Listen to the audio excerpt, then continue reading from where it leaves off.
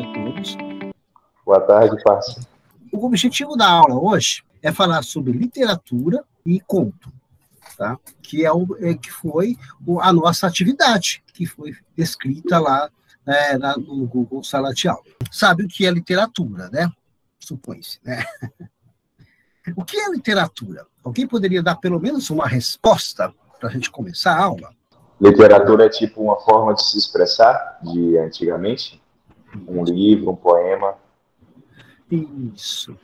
Literatura é tudo aquilo que se expressa, tá? Só que ela não é uma notícia de jornal. Porque notícia de jornal não é literatura, por quê? Porque a notícia de jornal fala a verdade. Quer dizer, ainda tem umas interrogações. Será que a notícia que nós lemos são totalmente verdade? Aí também é um outro questionamento. Mas a literatura, ela representa a realidade. E ela representa a realidade de forma subjetiva, não muito objetiva, que é o caso, que não é o caso do jornal, por exemplo, que ele é objetivo. Ele conta exatamente, pelo menos a intenção, de contar exatamente o que o fato aconteceu. Já a literatura, não. Então nós temos aí o poema, que é considerado uma literatura, o romance, a novela, o conto. Professor, eu estou uma dúvida. Pois não. Um vídeo no YouTube seria, digamos, uma forma de se expressar literatura? É uma forma, mas não é uma literatura. Porque quando você se expressa exatamente, você está simplesmente expressando, a não ser que você expresse aquilo de forma subjetiva. Se você expressar aquilo de forma objetiva, aí não é literatura. Não, se você expressar aquilo de forma objetiva, não é literatura. Se você fizer uma interpretação no YouTube, tipo uma peça de teatro, ou ler uma poesia, ou interpretar uma poesia, aí ele é literatura. Ah, sim, é porque eu estava com essa dúvida, porque esses dias eu li um poema de um grande filósofo, o nome dele era Everson. Ele fez um poema sobre o amigo dele, o nome do amigo dele era Zólio. Então, vocês já viram falar do Islã? Não. O Islã, Nunca sabe vi, aquele não. pessoal que gosta, aquelas coisas que o pessoal gosta de cantar, tipo um rap, falando, contando, colocando a música e contando a história? Aquilo é um Islã. Aquilo, de uma certa forma, é uma literatura popular, mas é. Essas músicas que vocês cantam, às vezes, aí, sem saber muito bem o que é Islã, que tem uma certa poesia, que faz uma certa rima com aquilo que você está relacionado falando. A literatura é isso, é uma expressão no qual você tem uma subjetividade envolvida. Qual é o objetivo da aula? É ler o texto, um poema, e associar esse texto a um contexto de produção. Porque toda a literatura, todo texto, ele tem um contexto histórico, social, no qual ele está sendo envolvido. Então, nada é por acaso. Eu não vou expressar um pensamento sem ter uma influência no qual eu estou envolvido. Aí ele joga algumas imagens, vocês estão vendo essas imagens, questionando, né? Que os livros mudam as pessoas, até faz a pergunta, mas na verdade é isso mesmo. O livro muda as pessoas. Você só consegue ter o conhecimento através da leitura, assistir coisas. O conhecimento é uma construção que você faz no dia a dia. Aí ele coloca algumas coisas, aí joga algumas imagens interessantes, porque sem o livro não há entendimento e nem ampliação do conhecimento. Bom, vamos ao primeiro texto, porque nós temos muita coisa para falar. Você já ouviu falar da Canção do Exílio de Gonçalves Dias? A Canção do Exílio, né, ela é uma literatura, e ela expressa uma época, tá, e um sentimento. Então, para quem já conhece, né, ela é uma canção nostálgica. Gonçalves Dias é um escritor romântico do século XVIII. Ele expressou pelas suas palavras as saudades da terra quando ele estava no exílio. Por isso, a Canção do Exílio. Ele estava em Portugal e ele sonhava com a terra que ele vivia, que era o nosso Brasil, e aí ele fez essa poesia maravilhosa. Alguém gostaria de ler essa poesia? Então, minha terra é a terra dele, tá? Tem palmeiras, tá? Onde canta o sabiá. as aves que aqui gorjeiam, não gorjeiam como lá. Isto é, as terras que ele está vivendo, não é onde ele está. Ele só está no pensamento. Tá? Então, na verdade, ele está fazendo um flashback da sua vida. Ele está no local nostálgico, fechado, e lembrando das terras que ele vivia. Então, isso é literatura. Porque, além de eu viver um sentimento, eu vivo um sentimento e faço uma construção poética em cima dele. Eu faço rimas. Minha terra tem palmeiras onde canta o sabiá. As aves que aqui gorjeiam, não gorjeiam como lá. Olha como eu rimo sabiá com lá. Tá? E é isso sucessivamente. Nosso céu tem mais estrela, nossas faixas têm mais flores, nossos bosques têm mais vida, nossa vida mais amor. Então, essa terra é maravilhosa. Porque tudo lá é perfeito. Esses mares sozinho à noite, mais prazer no encontro lá. Minha terra tem palmeiras onde canta o sabiá. Então você vê que o narrador, não é o narrador, o poeta, ele está sozinho. E quando ele vai à noite, aí mais prazer ele encontra nessa terra. Que, na verdade, aí ele sente a saudade, porque lá tem palmeiras, lá canta o sabiá. Minha terra tem primores. Tem coisas lá que só aqui ele não encontra. E de novo ele vai. Esses mares sozinho à noite, mas prazer encontro lá. Minha terra tem palmeiras onde canta o sabiá. Então, ele vai cantando, reforçando essa construção de que a terra tem palmeiras onde canta o sabiá, que é o principal enfoque desse poema, no qual está envolvido o Gonçalves Dias. O Gonçalves Dias é o autor, e automaticamente ele é o poeta, mas não são a mesma pessoa. Vocês entendem essa questão de poeta e autor? O poeta é aquele que se veste, né? É como se fosse uma máscara, ele se veste, né, na presença do autor. Ele não é o autor, ele é o eu dentro do autor. Tá? E aí, obviamente, que ele vai voltar para o Brasil e ele ainda pede aí que ele não vai nunca sair dessa terra sem que ele morra. Não permita a Deus que eu morra sem que eu volte para lá, sem que desfrute dos meninos que eu não encontro cá. Sem que ainda aviste as palmeiras onde cantam. Então é isso. Tá? A literatura é isso, ela expressa. Agora, qual o momento que ele está expressando isso? Qual é o momento cultural? É o momento do romantismo. Então aí nós temos a exaltação da natureza, tá? A nostalgia, que é uma das principais características do romantismo. Então, cada momento reflete essa questão que ele vai se envolver, que é essa exaltação da pátria. Essa exaltação da pátria está marcada e é característica do romantismo. Não vai ser do realismo e não vai ser do modernismo, que nós vamos estudar, mas própria do romantismo. Agora vamos para um outro tema romântico, a Iracema. Vocês conhecem o livro Iracema? Iracema é um livro de José de Alencar, ele é romântico também. Você sabe que Iracema, ela é um anagrama de América. Se você fizer uma reconstrução dessas letras, você vai encontrar América. Tá? O que é a América? A América é o nosso país, o Brasil, aí que está envolvido a esses países aí sul-americanos, inclusive o nosso. E aí José de Alencar, ele vai exaltar, né, essa América. E ele usa o nome Iracema. Iracema é um romance de José de Alencar que conta a história de uma índia que se apaixona por um português. Tá? E aí, na verdade, a Iracema ela vai representar o cruzamento do povo brasileiro com o povo português, que foi o que aconteceu, na verdade. Né? Os portugueses vieram para cá, tá? E encontraram os índios. E aí fez essa fusão, boa um mar, é o nosso Brasil de hoje. Aí nós temos uma coisa importante, que é a exaltação da natureza e a exaltação de um herói dentro do romance. O herói aqui é a Iracema. A Iracema não tem nada que se iguala a essa mulher. Ela é maravilhosa, né? Ela encanta. Você sabe que ela engravidou do Martinho, que foi o seu par romântico dentro do romance, e nasceu um filho chamado Moacir. E como tudo dentro do romance tem uma característica de simbólica, Moacir significa sofrimento. Então, nada verdade. Então, Moacir é o filho do sofrimento. E Moacir representa o povo brasileiro. Quer dizer que esse encontro do povo português com o povo, com o índio aqui no Brasil, gerou um filho que somos nós. Nós somos os Moacir, os Moacirs.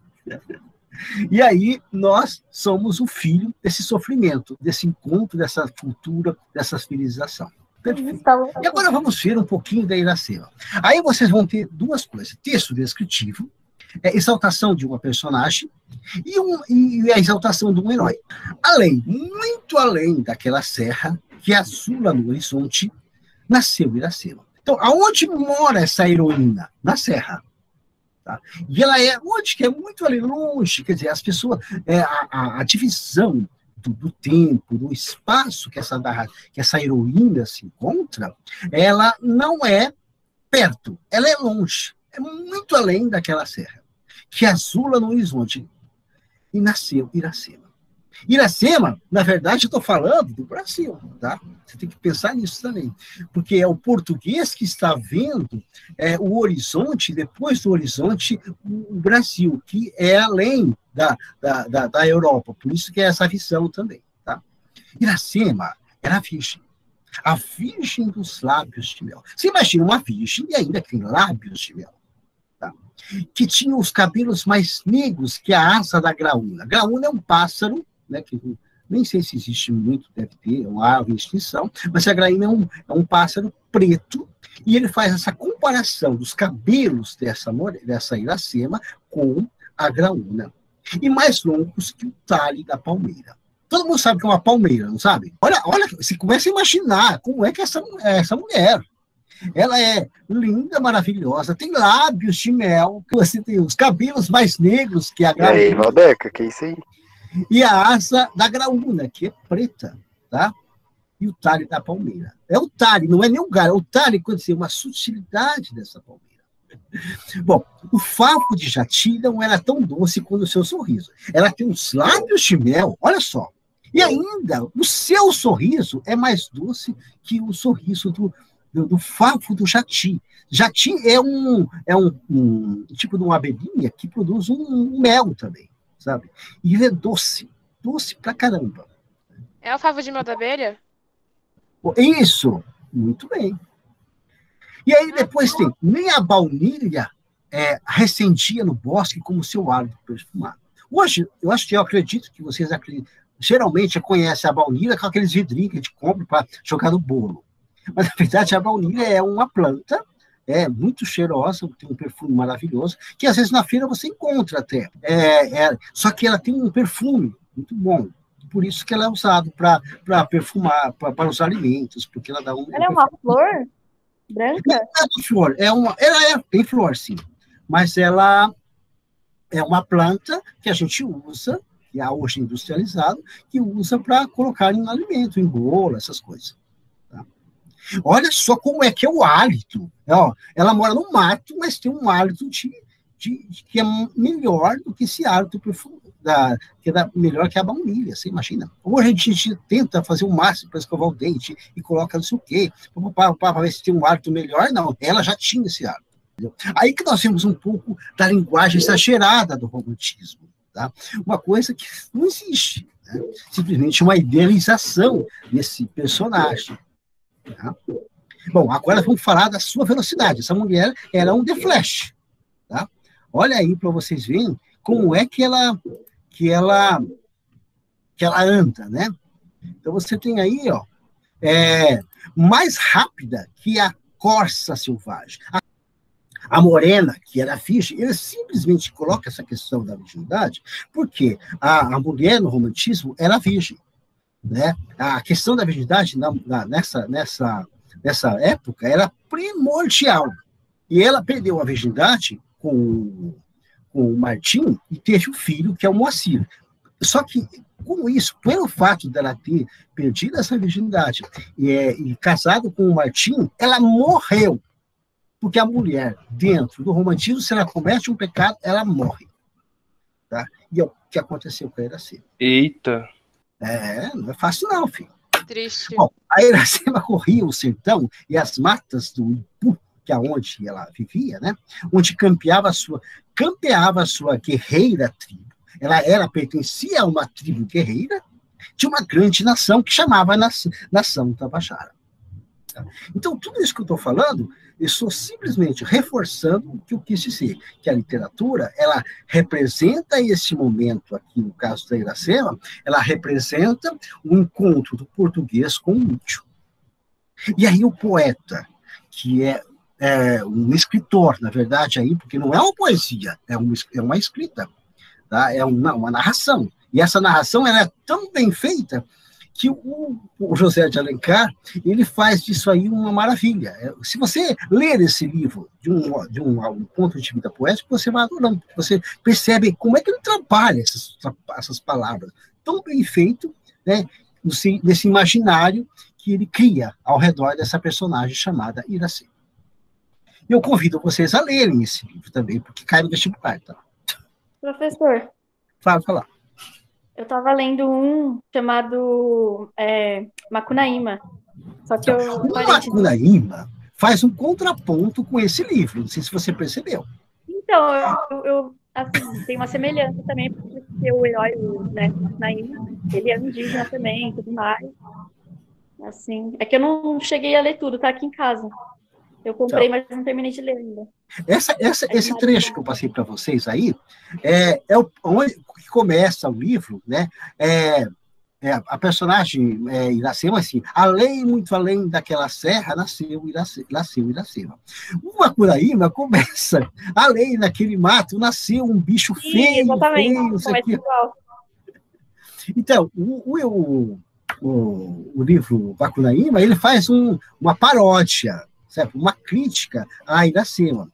E aí, em vez de colocar um herói como a Iracema, exaltando todas as suas características positivas, ele coloca o Macunaíma ao contrário, numa caracterização negativa, um herói sem nenhum caráter. E a única palavra que o Macunaíma falava quando era ai, que preguiça! Só isso que ele falava. Só isso que ele falava. Vocês entenderam essa questão aí? Né? Que eu quis passar no primeiro momento é a literatura. A literatura ela vai expressar essa condição de sentimento de uma determinada época. Tá? Agora vamos para o conto. Você sabe o que é conto? Uma história que é contada? Oi? Uma história que é contada? É uma história que é contada. Muito bem. Agora, como é que é contada esse conto? Acabou. Tem um narrador? Por uma terceira pessoa. Muito bem. Discurso Nem direto. sempre. Nem sempre. Tá? O conto... Estão vendo a tela aí, pessoal? Não cita o narrador e tal, né? Essas coisas. Também. Bom, antes de falar do conto, eu tenho que falar sobre a diferença entre conto, novela e romance, porque se você não entende o que é conto. O conto é o primeiro gênero literário que nasceu na humanidade.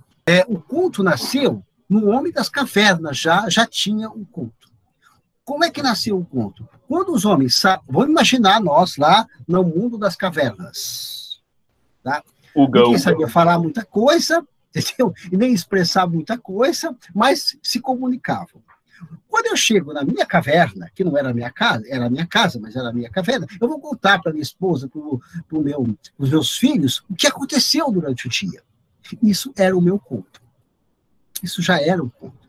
Tanto que, se vocês já sabem que aqui no Brasil, inclusive, nós temos na Paraíba, mas nesse parque existe ainda algumas cavernas, que existe ainda dos ancestrais, alguns desenhos pré-históricos, das quais os homens escrevem na caverna, desenham na caverna animais, caçadas, enfim, um monte de desenhos. Já ouviram falar disso? Isso é um conto. Quer dizer que o conto ele pode ser expresso de uma maneira escrita, né, falada e por desenhos. Tanto que existe hoje em dia aí os desenhos que a gente entende, se consegue, pelo desenho, descobrir qual é a história daquela situação, ou imaginar. Porque também eu posso, não precisa ser necessariamente a verdade, eu simplesmente imagino. Você vê uma cena de alguém comendo uma maçã, que é o caso, né? Você já imagina, já pensa já numa situação, tá? Aí você vai encontrar o conto. Tá? Depois do conto, nós temos a novela, que é o segundo gênero literário. A novela é um conto que cresceu tanto no nosso país, que hoje é uma das coisas que o mais brasileiro adora. São as novelas que passam na Rede Globo, enfim. Nós somos os países que mais produzem novelas, as melhores novelas são as nossas. Eu falo assim, a produção brasileira de novelas, ela tem um caráter fantástico, tá? Então, nós temos novelas, romances que transformam-se em novelas, mas que são muito boas, né? Nós temos algumas novelas fantásticas. As mexicanas eram melhores. Então, depende do ponto de vista, né? Mas se você pensar... Maria do Bairro. Eu ainda acho que as brasileiras são... Autismo de paixão. Porque as novelas mexicanas, elas já estão muito ligadas ao romantismo. Então, elas contam coisas que realmente só giram em torno de um romance, né? O casalzinho que sofre e depois, no finalzinho, tem um filho feliz. Oi? Por isso que é tão dramático? Por isso é tão dramático. Já as novelas brasileiras já passaram um pouco dessa fase. Elas têm temas muito interessantes, como essa da Força do Querer. Você já viu falar essa que estão passando agora? Literal as coisas lá, né? É bem literal o que acontece agora nas novelas, né? Então, tá bem literal. Então, essa da Força do Querer já é uma novela que aconteceu já há algum tempo, mas o tema é atual. Um dos temas abordados ali é a homossexualidade, tanto masculina quanto feminina, né? E a questão da menina que ela não aceita o corpo dela. Tá? E aí? Né? Jamais isso seria contado no romantismo, tá? Jamais. Mas, agora, nos tempos atuais, já é possível contar. Mas qual é a diferença entre conto e novela? Tá? A diferença é que na novela eu tenho muitas histórias e elas se intercalam. São vários contos que se entrelaçam. Se vocês assistiram, vamos falar um pouquinho da Força do Querer. Se vocês assistiram já alguns capítulos, ou de outra novela qualquer, você nota que tem vários núcleos narrativos. Você tem a história da Ritinha com o marido dela lá, que eu esqueci o nome daquele fio que agora está no Big É o Rui. É o Rui. É o Rui, professor. O Rui que é o Rui. O brabo. O brabo. O neguinho difícil. Aí você tem a história do Zeca, né, com a mulher lá. Aí depois você tem a história da menina que não aceita o seu corpo. Então, se você notar, você vai notar que tem várias histórias de várias pessoas. E elas acabam se intercalando. Outro tema importante da novela, que vocês pedem, que é o vício pelo jogo, que acontece na família lá. Né? É um outro tema. Então, você pode ver, a novela ela tem a capacidade de abordar vários temas e juntar tudo e cruzar entre eles. Que tem o caso da Bibi também, com o Rubinho, com o filho, enfim, o tráfico. São temas, assim, atuais, né, mas que envolvem uma grande discussão. Certo? Então, essa é a novela. Então, não dá para confundir o conto da novela, porque a novela ela vai trabalhar esse lado de todos os contos. Se eu pegar só a história da menina que quer virar, que não aceita o seu corpo, esse seria o conto. Mas não é só ela que tem. Envolve uma série de outras histórias. Aí eu transformo em novela. Sim. E agora o romance? Qual é a diferença? O romance é diferente. O romance só tem a história de um casal. Tá? Geralmente tem essa característica, tanto que o romance não passa em novela. Geralmente ele está ligado mais a um filme. Tá? Então, se você lembrar do Titanic. Vocês já assistiram o Titanic? Lógico. Claro. Então, o Titanic é um romance. Ele conta a tragédia? Conta. Várias pessoas? Sim. Mas ele tem um foco central, que é o romance, onde acontece o romance entre o casal ali, e no final morrem os dois. Então, esse é o romance.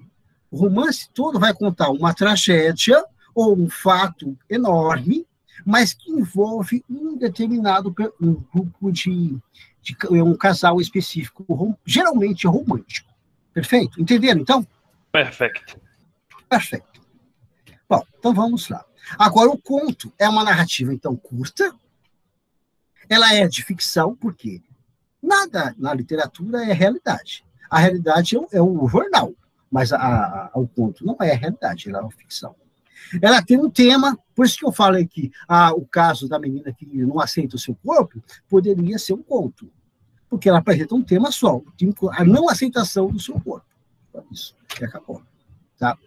Eu posso ter vários tipos de conto, tá? Animais, né, de encantamento, de riso, de origem, sabedoria, acumulativo, enfim, uma infinidade de histórias. Na verdade, é só uma divisão de tipo de histórias. Eles já começam na infância de vocês a ouvir alguns contos. O conto da Cinderela, do Lobo Mau, né? O Chapeuzinho Vermelho lá.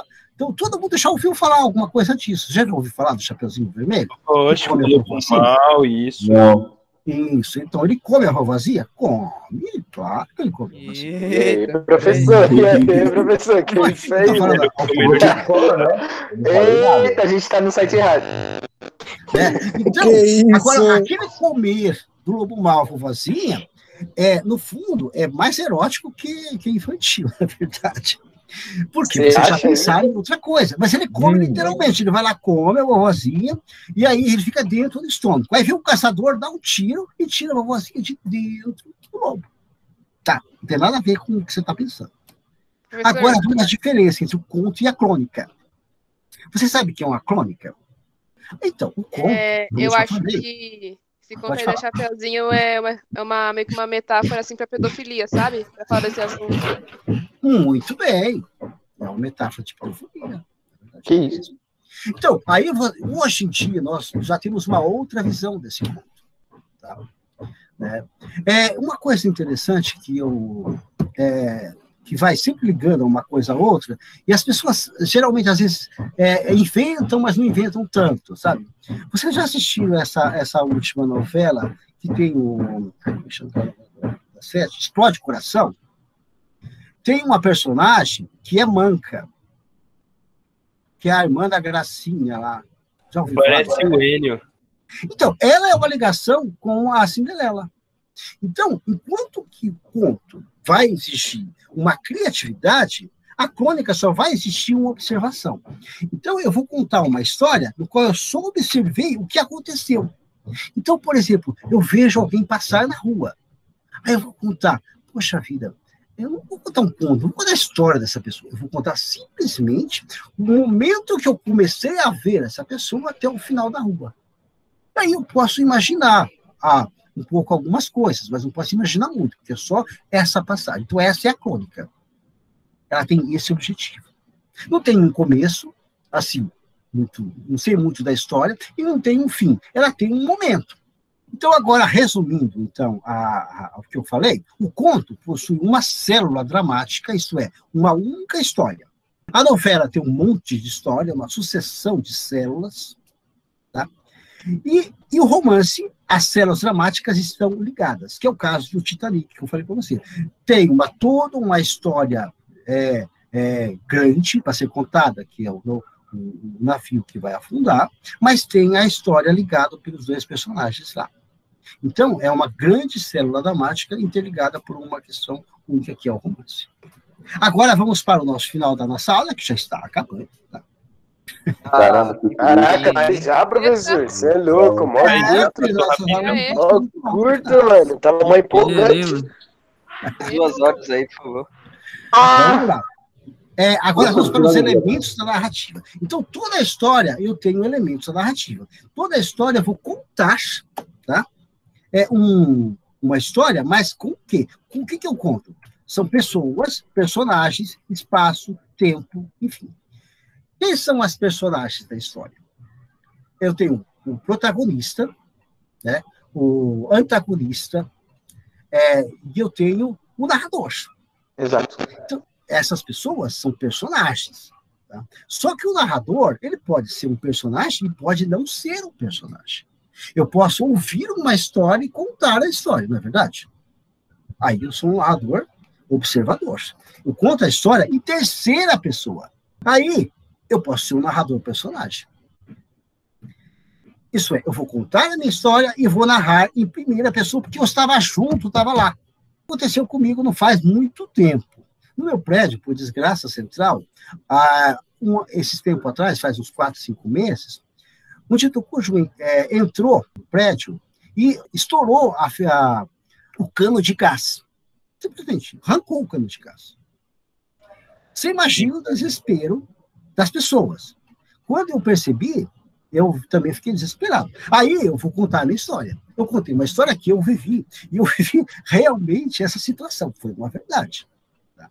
Então, só que aqui não é uma crônica, mas é a narração de um personagem narrador. Eu estou contando para vocês, olha, pessoal, eu estava de madrugada, quando eu percebi, as pessoas começaram a gritar, eu saí no corredor e percebi que o cano de gás tinha sido estourado. Ixi. Desesperado, eu saí do prédio, aí eu posso falar, né? Desesperado, eu saí do prédio, tá? Pedi para algumas pessoas que eu encontrei descerem do prédio, e eu não pude mais entrar no prédio, porque o cheiro de gás era tão forte que eu falei, agora quem quiser vai morrer, o pessoal do resto do talenzinho vai morrer. Não tinha condição de você entrar no prédio. Imediatamente, o que eu vou fazer? Vou começar a chamar as pessoas? Não, eu chamei o bombeiro.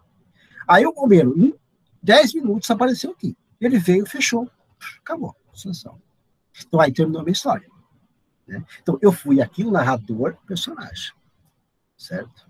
Agora, eu contando essa história, é uma coisa. Você pode já falar assim, o professor contou uma história aqui no prédio dele, aconteceu, alguém roubou, estourou um cano de gás. Aí você já vai começar a inventar outras características e pode também imaginar outras situações.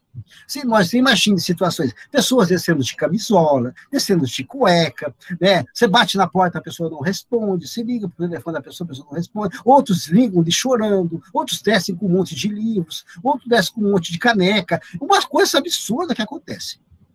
Outro desce com o cachorro, aí o cachorro começa a gritar, morde o outro, sabe? Mas são situações, na verdade, naquele momento desesperadoras, que depois se tornam até engraçadas, como você vê no outro ponto de vista.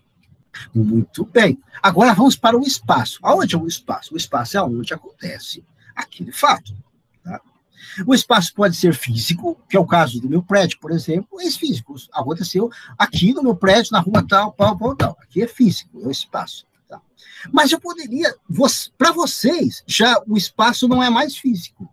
E ao momento que eu estou contando mais, esse espaço também não é mais físico, é psicológico. Porque eu estou lembrando de uma história que aconteceu. Então, o espaço pode ser físico, porque representa o momento atual da história, mas pode ser também psicológico, se for contada por alguém que contou aquela história para essa pessoa. Tá? Se eu peço para um de vocês contar a história, esse espaço do meu prédio já não é mais físico, ele é psicológico. Bom, agora tem o tempo. O tempo é quanto tempo demorou essa história? Aonde? Quando? Que época que aconteceu? Tá?